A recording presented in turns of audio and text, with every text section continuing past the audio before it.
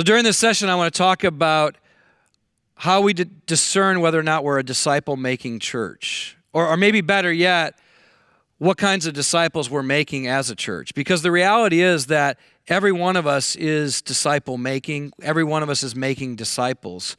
You were created in the image of God, which means you were created just like plants were given the ability to have seeds that produce other plants after their kind. We have been given as humans the ability to create other humans after our kind. We are built with the ability to be fruitful and multiply.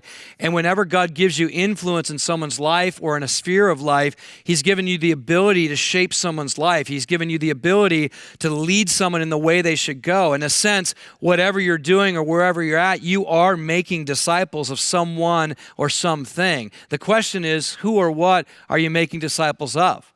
And all you have to do is watch someone who's really excited about CrossFit and realize they're making CrossFit disciples. Or paleo diet fanatics are teaching people how to eat better. It doesn't matter. Where I'm at, we're all disciples of the Seahawks. We're all like 12-man, fanatics. And so it doesn't matter what you do, you are making disciples of something or someone, because whatever you love most, whatever you build your life on most, whatever you build your life around most, whatever most controls your life is really what you worship most, and whatever you worship most is what you become most like. And then anybody that you have influence in the life of, anybody that you can call someone, as it were, to follow you, whether you're trying to do it or not, someone is following you, they are going to become more and more like you. So you are a disciple maker, and your church, if you're a leader of a church, you are making disciples. Some cases, we're making disciples of ourselves. We're making disciples of our culture. We're making disciples of the particular kind of music or teaching. We're all doing it. And the question we should be asking is, who or what are we making disciples of? Which should lead us to this question, and that is, do we even have a definition? Have we defined what a disciple is? Do the people in our church have a definition of a disciple? Do we have a defined disciple? Have we laid it out? Have we clarified what it looks like to be a disciple of Jesus? Do the people in our church know what that is? And then I'd go one step further. Have we defined what discipleship is? Have we defined discipleship? Because if you don't define the process by which you make disciples, people won't know how to be intentional in the right activities. For me, a disciple, as we define it for our church, is one who worships Jesus increasingly in all of life, has been changed by Jesus increasingly in all of their life, and is leading others, or is obeying Jesus. So worships Jesus, been changed by Jesus, obeys Jesus, and then leads others to do the same. And then when I define discipleship, the way I define it, it's leading people to increasingly submit all of life to the empowering presence and lordship of Jesus. Leading people to increasingly submit all of life to the empowering presence and lordship of Jesus Christ. I get that concept from the idea that Paul commanded us to grow people up into Christ in every way. He said in Ephesians 4:15 that we're supposed to speak the truth in love, and in so doing grow each other up in every way into Christ. And so the idea there is that discipleship is supposed to be an all-of-life thing, that we're learning how to worship Jesus in all of life, we're learning to be changed by Jesus in all of life, and we're learning to obey Jesus in every aspect of our life. It's not just an event thing, a Sunday thing, a Bible study thing, a few hours a week thing. It's an all-of-life thing that we're being called into. Jesus wants all of our life to be for His glory. And so, have you defined disciple? Do your people know it? Have you defined what the process of discipleship is? Do your people know how to engage it? And then, have you paid attention to ask, do we have a disciple-making environment here? In other words, is our present situation in our church, the way we engage our relationships, the way we engage our programming, the way we engage our resources, is it creating an environment where disciples are effectively going to be made and built up more and more into Christ? Now, for me, the things that I know you need to be engaged in is that it needs to include life on life. And many of you have probably already heard me teach on this if you listen to some of the other videos, but for a matter of review, I just want to remind you, it's life on life where your life is visible and accessible, where people can watch you follow Jesus in all of life and where you can watch others follow Jesus in all of life. That can't be done in an hour or two on Sunday or in a classroom or just an event where you're looking at the backs of everyone's heads. You're going to have to be in life together. And then it's life in community, so that it's not just a one-on-one discipleship relationship. Because you guys know, if you have a one-on-one relationship with somebody and they're your mentor and you're learning from them, who do you most become like? Become most like them. But our desire is to call them to become most like Jesus. And Jesus has a body, and that body has many members, and those many members have many gifts, and they're men and women, and they're young and old. And so we've got to be around a variety of people who can best disciple us and shape us in different ways. We can't just be developed and discipled fully into Christ-likeness by one person. And then lastly, it's got to be life on mission. Because the best way to develop a disciple maker is by making disciples with them. You can't lead people to disciple-making experiences without putting them in the context of the mission of making disciples. And so I won't spend any more time on that because I have in previous videos, but ask yourself, does our church, does our organization, do our resources, do our leaders, do our events, do our principles, do they lead people into life on life, life in community, life on mission kinds of experiences? Or do they pull them out of it? And in many cases, a lot of our church work is actually pulling people out of the situation of being in mission. I'm amazed at how many people I meet that are following Jesus, and the longer they've been in the church, the less they're engaged with unbelievers.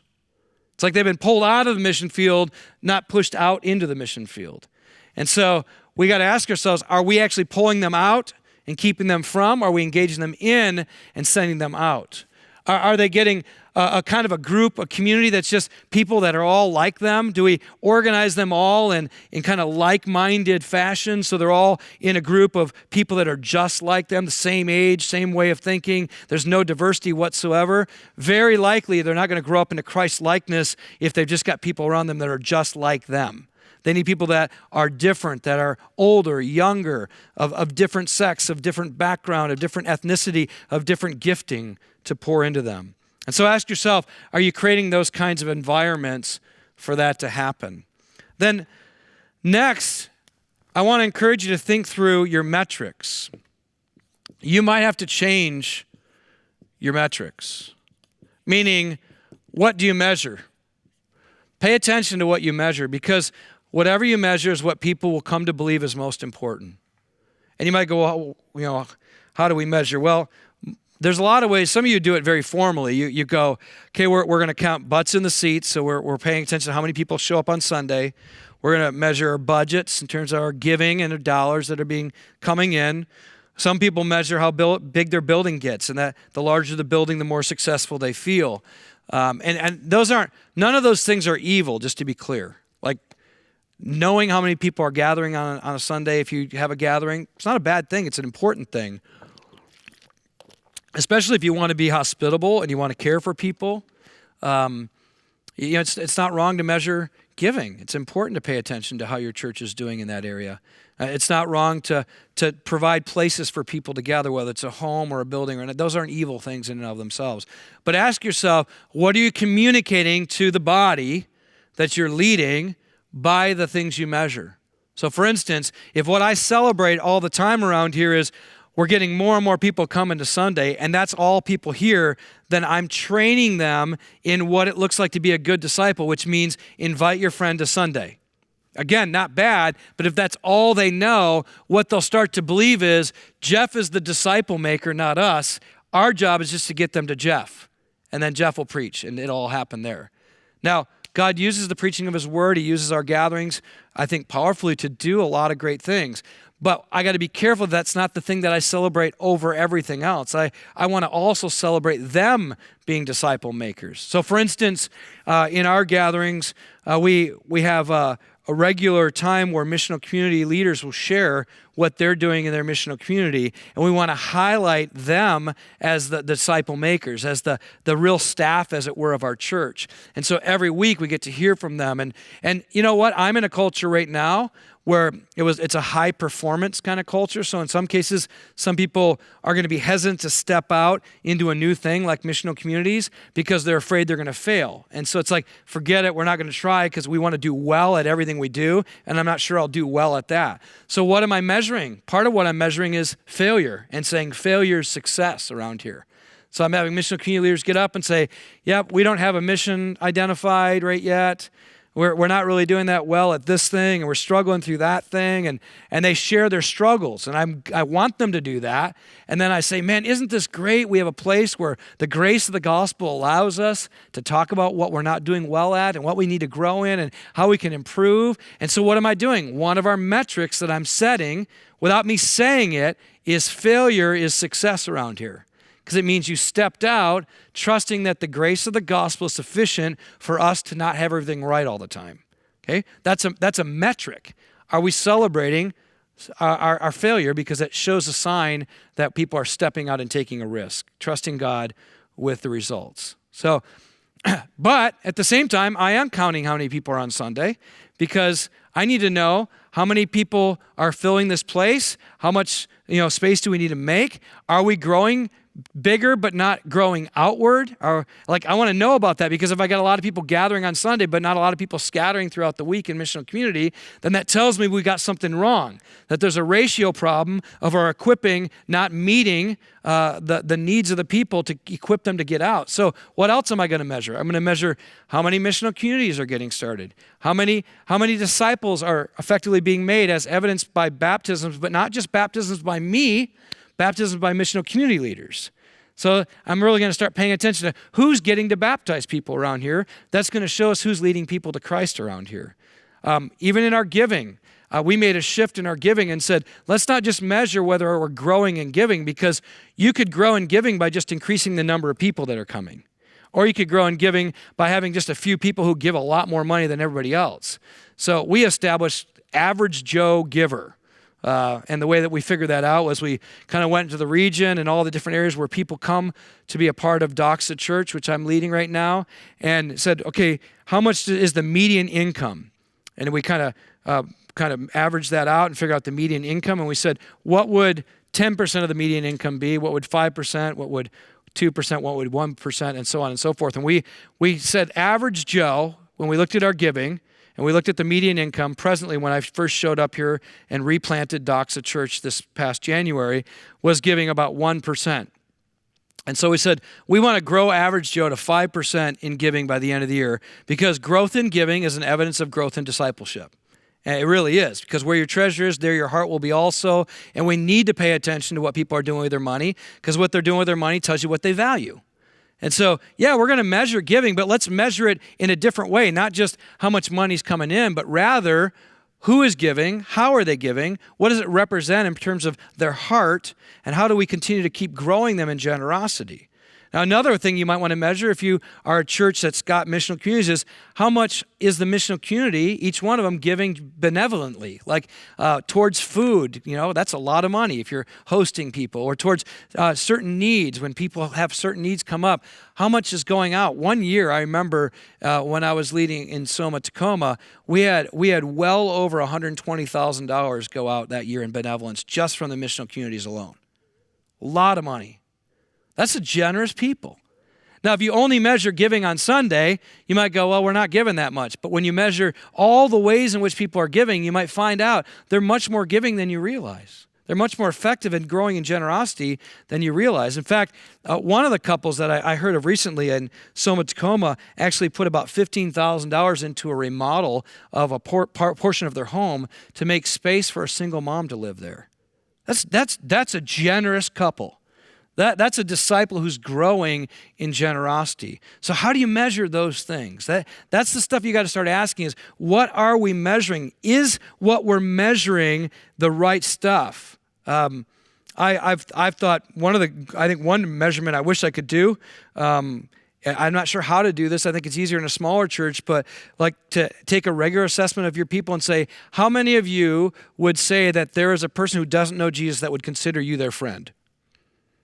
Like, that should be 100% of the church. I don't know that it is, but it should be. And then you got to make sure you qualify that. It's like, just so you know, just because you call them friend doesn't mean they call you friend. So you know how that they're really a friend is that they invite you to their parties. So how many of you have been invited to a non-believer's party in the last 6 months? Let's see if you got any. And then whatever you measure, make sure that you celebrate it publicly and you're clear about that. So in your gatherings, it's up front. If you're a preacher or teacher, it shows up in your illustrations.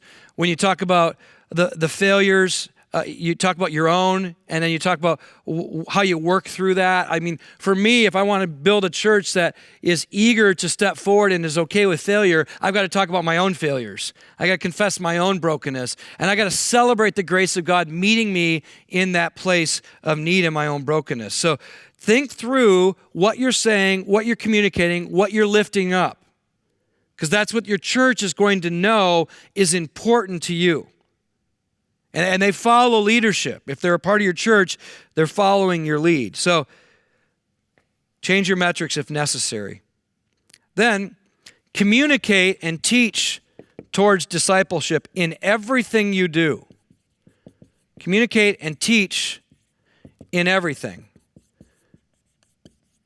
So I'm amazed at the number of times I've listened to preaching and teaching, and there's almost zero application towards the everyday life of the normal people that are sitting in the room. You're like, here's how you engage this in your workplace. Here's how you engage this with your neighbors. Here's how you engage this with your friends. Here's how you engage this at school with your classmates or your dorm mates. Like, it's got to, the idea of a disciple making and discipleship has to flow from the text to the people to their context. And if all you ever do is teach the context of the text and draw out the principles of it, but never actually push it to the context of your people and help them understand how they're to embrace it and live it out in everyday life, you'll actually be teaching them really great principles about Jesus that they don't believe apply to the business place or apply to the neighborhood or apply to their everyday life. And so you've got to continue to call them from the text to the context of their culture to live it out. And what's important to do this, one of the ways that I found that's helpful is to teach in light of the larger narrative. If you think through the overarching movement of God's plan throughout the entire text of the Scripture, you realize that Genesis 1 through 12 tells of this movement from brokenness to a people whom God has set apart for his purposes in the earth. And so what you see is this call of God out of brokenness into his family, into the world, to be a people blessed to be a blessing to all the earth. When I keep that in mind, that narrative, Genesis 1 through 12, when I'm preaching, and then I move forward all the way to Matthew 28 and realize that Jesus is the fulfillment of what God called his people to do in Abraham, that I know that Jesus is the means by which we actually live out the thing that Israel never did. And Israel is supposed to be a visible picture of God's presence and work on the planet. They failed at that. Jesus becomes the perfect expression of that. And for you and I, if we belong to Christ, he's our head, we are his body, and now he is working that mission out through us in everyday life. And we know that where it's going is that there's a day when it will be all done in Revelation, when everything will be around Jesus, everything will be restored, everything will be renewed, and therefore we are going somewhere in everything we do today. And we need to keep our past and our future in mind in the present. And when I teach, I need to teach with that overarching narrative in my mind so that the people understand that I'm not just talking about ideas that just apply to their own personal life, but they're part of a grand narrative of God's redemptive plan. And every single thing they do is a part of God calling a people to himself for his purposes in the world. And when they begin to see that every part of the text speaks to them and their context, but it's part of this grand narrative that they're caught up in, then they start to realize we are part of the very work of God in this present situation. And they need to walk out of a meeting that you're in together when you look at God's word and know that they are joining in with the very work of the eternal God. When they realize that, then they realize everything matters, that every activity is part of the plan of God being worked out in their life. And then another thing I've learned to encourage people in is stop just teaching people to learn the Word of God and apply it to their personal life, but apply it corporately together, communally on mission. In fact, I'd encourage you, if you're trying to figure out how do we shift our church from having just small groups that do Bible studies to being missional communities, one of the principles I give over and over and over again is tell people to stop leading groups to find personal application in the text that applies just to them. The majority of the Bible is not written to a person. It's written to a people. It's not written so you can read it just on your own and go, what's in this for me today? Now, there's plenty of that. I'm not saying it's not there. But when you read the narrative of the Scriptures, it's written to a people to learn how to obey it together in community. God's intent was not to save you as an individual all by yourself, but to save you to be part of a people for His purposes on the earth. And so when we read the Word, we should say, what's in it for us? If we really believed it, how would we live together in light of it? And not just how would we live together in light of it, but how would we together obey it in the midst of a broken world on mission, so the world gets to see a people set apart for His purposes, and the way we love one another, the way we serve one another, the way we live together becomes a picture of God's people like He intended Israel to be to the world, so they can go, that is what God's like. I see it amongst you. Jesus said, this is how they'll know you're my disciples, by your love for one another. Please know that the Word of God was not meant to be primarily a personal application tool for you, but rather it forms a people for Him, a people for His purposes. So as you think through even teaching, move from just personal application from the singular to the plural. So if you're in the South, it's all y'all, right? So it's all y'all. So this text is for all y'all. It's for every one of you to obey together. And if I'm leading a church towards a transition, one of the things I'm going to do is encourage them, stop having Bible studies that just lead people to obey by themselves. Start obeying together.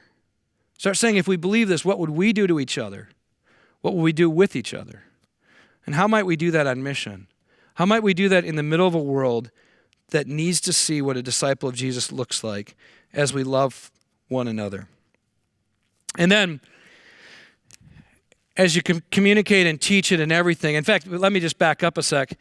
I'd encourage you to just step back and kind of evaluate. If you're a church that has many programs or a variety of ministries, just stop and say, okay, how much of our teaching and our communication and our messaging is communicating that we are called to be disciples who make disciples? How much of it is equipping them toward it? How much is expecting a follow-up and evaluation of it? Just pay attention. It's amazing how much energy we're exerting in the church that has almost nothing to do with the mission of making disciples. One of the things that I learned stepping the situation I'm in right now is even the language of discipleship needs to be clarified at times. I was saying regularly to our church here, Doxa, hey, we're called, the mission is making disciples. And someone pulled me aside one time and said, hey, just so you know, like, that's what we heard all the time. That's not new. We all know that. And then this person said, just to be clear, when you say make disciples, what we hear is bring them to hear Jeff preach. Because that's what we were taught to do. So you're going to have to clarify what you mean when you say we're called to make disciples, that it's not just bringing them to church. But I didn't want to say that because that sounds like it's negative to bring someone to the gathering, and it's not. So I realized I need to just change my nuance just a little bit of my language, and I said this. I said, church, we're called to be disciples who make disciples. We're not called to just bring them to somebody else to make them into a disciple. We're called to be the disciples who make disciples in all of life. And so even just changing the language and then giving illustrations of what that looks like is a way in which I'm beginning to lead the church towards being everyday disciple makers. And the next part of this is, in order to do that, you're going to have to embrace the priesthood of all believers. And you might go, well, that's all of us. I mean, if we're not Catholic, we all believe that we're all priests. Embrace the priesthood of all believers. Yes, Jeff, we do that. But here's the question I would ask you. In your churches, is there anything you reserve for quote unquote clergy only? That only the paid staff gets to do, or the ordained ministers get to do, or the professional clergy gets to do? What have you reserved for them alone? For instance, I know there are, and this may be offensive to some, and I don't intend to offend at all, but there are some churches who will only let the lead pastor, as it were, baptize everybody. And it's almost like if you get baptized by that person, it counts, but anybody else can't do it. But when you read the scriptures, it says, go into all the earth, make disciples. He says, go make disciples, baptizing them into the name of the Father, in the name of the Son, in the name of the Holy Spirit, and then teach them to obey everything I've commanded you, which includes teach them to baptize people. That's what it includes. It's right there in the commandment. So what that assumes is if you want a church full of disciple-making disciples, you got to teach your disciples how to baptize. So when's the last time you had an instruction on how a believer should baptize a new believer? Or do you not do that because you go, no, let's bring them to us and we'll do it for them? No. If you do that, you're communicating to the church that you, the pastor or the lead pastor or the ordained minister or the clergy or whoever it is you're communicating to the church that you're the one who gets to make disciples and they're the one who bring them to the tank. No, everyone gets to make disciples. If you want to be a church full of disciple-making disciples, you've got to give them the responsibility of disciple-making, which includes baptizing.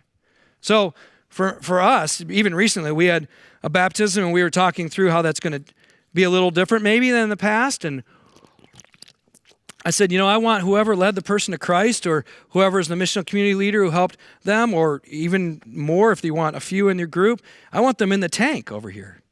And I want them doing the baptism, and I'll stand on the side, and I'll just encourage and, build it up and say, way to go, and look at what God's doing through our people, and celebrate them. Again, that's a metric, see? What am I doing? I'm publicly celebrating what others are getting to do, because what I value is disciple-making disciples, not just we got to baptize a lot of people. So what was really cool is there was one guy, he got out of the water, and he was just like, he's huge, big guy, and he gets out of the water, he's like, yeah! And he comes on over on a big hug, and I said, and you're going to be next in the water with the person you get to lead to Jesus. Start thinking about who you're going to baptize next. He came to me later that week, and he said, I didn't really understand the significance of my baptism until you said that to me. He said, in that moment, I realized my baptism was my commission. That you were actually saying, now I'm in the game. This is what he said next. He goes, so my wife and I have been talking, thinking maybe I need to go to seminary. I'm like, oh man, unfortunately that still hasn't been untaught, that people think you need to go to formal schooling to be able to make disciples. But Jesus' disciples were all untrained, unschooled men. They just were with Jesus. And so I said, no, you don't need to do that. Just be a part of the church, be in a missional community. We're going to pour into you. We'll train you. You'll be able to do this. Because you don't need to go away. The church is the best place for you to learn how to be a disciple who makes disciples. I'm not anti-seminary, anti-Bible school. I'm just saying, unfortunately, we've created a professionalized kind of disciple-making image, and so few in the church believe they can do it. And until we start to break down that wall and say, no, you get to do the same stuff we get to do. You get to baptize, and guess what? You actually get to serve communion. So we start to break bread together in each other's homes, and we share communion together. So ask yourself, what are we allowing everybody to do? Are we restricting people from doing certain things? And you have to wrestle through in your own convictions what those things are, but just pay attention to what you're doing. I love it when in my previous situation in So Much Come, when a missional community leader would come to me and say, hey, we've got a couple, we've been doing their pre-engagement counseling, love to do their wedding, but I'm not licensed to do weddings in the state of Washington. And we're like, that's okay, we'll license you. And so we licensed them at an elder meeting, gave them full approval, and then they get to do the wedding. And then it's fun to go to a wedding where a missional community leader is doing the wedding. It's like, yeah! Now, the funerals aren't quite as fun, of course, but they do them too. And what should they also get to do? Baby dedications, if you believe in that, or if you're a paedo-baptist, baptize the babies. Do they get to do those things? Do you allow them to do the work of the church? That's the question. And if you don't, you're telling them there's only certain things they get to do, And unfortunately, if you're not careful, you're going to tell them you do the majority of the disciple making around here as a pastor, as a paid staff. Now, another thing I encourage you to do is don't pay people to do ministry. Pay equippers, not ministers. What I mean by that is if you pay people to do ministry, you're communicating to your church, the only people who do ministry around here are the paid people. But if you pay equippers to equip ministers, then what you do is you're telling the whole church, we're investing a lot of money into your development so you can be the ministers around here. When we take offering at our public gatherings on Sunday, a lot of times I'll say, hey, I'm so thankful for the way you guys give generously. You realize you are giving to free me up and many others to equip you to lead this church, to be the ministers of this church. And I know that some people are like, what? I thought we were paying you to do the ministry. Nope. You're paying me to equip you to do the ministry. So shift that in your staffing and how you think about how you lead your church. Ask yourself, are we communicating that the ministers are those who get paid, or are we communicating the church is full of ministers and we pay equippers to train them to do the ministry? So the other thing I would say with that is then run every single thing you do through an audit. So run an audit on your church. And what I mean by that is take time to back up and say, let's ask ourselves in what we're doing, where we're spending our money, where we're putting our resources, what we're putting our time to, is it actually adding to missional community equipping? Is it adding to ministers being developed? Is it adding to movement of disciples out into the everyday life? I mean, do an audit. For instance, this is one thing I did at our church here at Doxa. I said, I want us to just add up, based upon salaries, how much an hour of one meeting to plan a Sunday service cost. Let's just break down how much each one of us gets paid per hour. And then when we're in a meeting and there's 6 of us in that meeting, let's add up how much that meeting cost to run a Sunday event. And then let's ask, are we okay spending that many thousands of dollars for a Sunday event? And then, is that Sunday event even doing anything to equip the saints and mobilize them out for ministry and mission? And if not, we're being terrible stewards. And let's audit everything we do. Let's do that with every ministry, with every position, with every program. Let's just back up and say, what kind of money are we spending? And is it actually doing anything we think it is? I'm amazed at how many churches spend like hundreds of thousands of dollars a year, and they might have like 5 people get baptized. And they have very few leaders getting raised up, and very few disciples being sent out, and almost no churches being planted. I heard recently, and this is not to tear anybody down, but I just heard one big denomination in our country had like 96% of the churches have not planted a church in their lifetime. That's horrible. That's deplorable, in fact, to say we're putting that many hundreds of thousands, millions, possibly billions of dollars towards church work, and it's accomplishing almost nothing other than a bunch of Christians gathering around together in a building every week. We've got to audit ourselves and then ask ourselves, are we willing, last, to rethink our paradigm? Be willing to change. In fact, I would say, if you listen to all of this and you sat through all that I just said, and at the end of the day you're going, I don't want to change anything because I'm really comfortable with the way it is, then you're not going to make disciples.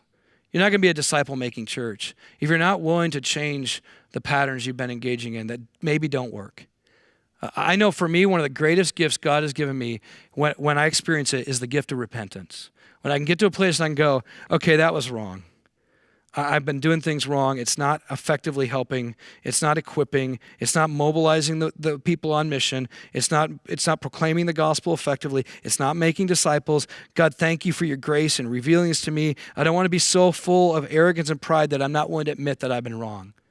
And in my arrogance, I may have gone this way, but Lord, you've given me the grace of humility so I can repent and turn to you and say, Lord, help me in this area. Maybe as you've been listening, you're going, man, there's several things that we've been doing that we just done because that's what someone told us to do. We just did it because culture dictated it. We just did it because that's what church has always been. Please be willing to rethink your paradigm. Be willing to rethink what you've been doing all these years and ask yourself, is it really effectively making disciples who make disciples? Change your metrics. Audit your programs. Think through your communication. Ask yourself, are we really devoted to making disciples? Do we even have a definition of it? And if you're willing to shift, I want to encourage you, it probably won't just be a programmatic shift.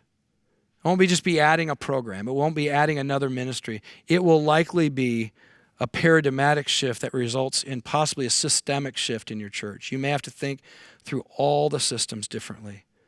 Jesus said that you can't pour new wine into old wineskins. And you may have to get some new wineskins to carry the new wine of being a disciple-making church. It's one of the reasons why we shifted when we planted Soma to being a church that builds around missional communities as the primary organizing structure for making disciples. So it's why I'm leading Doxa Church now to transition from groups that were primarily community groups of Christians that oftentimes would just primarily study the Bible together towards being a church full of missional communities sent out to saturate our city with the good news of Jesus Christ. So as you process through this, I want to first of all encourage you to ask this question together, process through it together. One, what do I most fear, or what's the biggest obstacle that might keep us from being willing to make changes towards being a disciple-making church? What's my greatest fear or obstacle that might keep us from becoming this kind of church? Second, out of the 9 things that I listed, what are the top 3 that you think you need to put your energies into to think through what would we do differently in those areas? And then lastly, number 3, what will be the primary thing that you know you need to begin to work on in the immediate future? Talk through that together.